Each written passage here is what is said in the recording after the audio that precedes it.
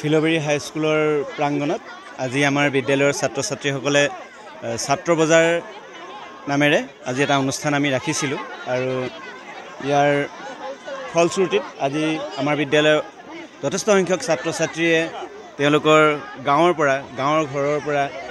তেওঁলোকৰ ঘৰত উৎপাদিত বিভিন্ন শাক পাচলি পৰা আদি কৰি খোৱা বস্তু পৰা আদি কৰি আপোনালোকে বজাৰখন দেখিলেই গম পাব ইয়াত যথেষ্ট বস্তুৰ সমাহাৰ ঘটিছে এখন প্ৰকৃত বজাৰত যেনেধৰণে বস্তুবোৰ শাক পাচলিকে আদি কৰি সকলোবোৰ উপলব্ধ হয় ইয়াৰ উদ্দেশ্য আছিল ছাত্ৰ ছাত্ৰীসকলক উদ্যোগী কৰি তোলা আচলতে উদ্যোগীকৰণৰ প্ৰতি তেওঁলোকক আকৰ্ষিত কৰা আৰু প্ৰকৃত ভৱিষ্যতলৈ একোজন এন্টাৰপ্ৰেনিয়ৰ বুলি আমি যাক কওঁ অৰ্থাৎ তেওঁলোকে যাতে কৰ্ম কৰিবৰ কাৰণে ভৱিষ্যতে কোনো কথাতে কুণ্ঠাবোধ নকৰে কৰ্মস্পৃহা যাতে তেওঁলোকৰ জাগ্ৰত হয় মনত যাতে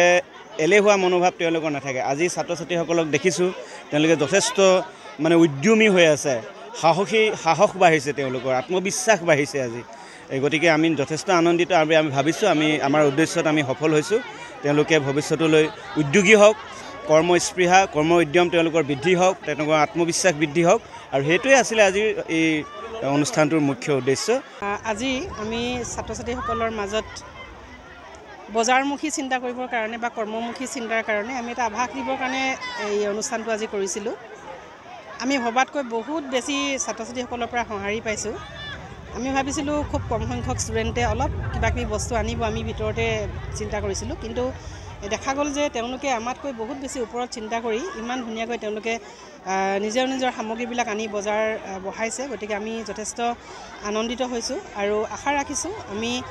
যিটো কৰ্মসংস্কৃতি যিকোনো কাম কৰি আমি যে জীয়াই থাকিব লাগিব ভৱিষ্যতে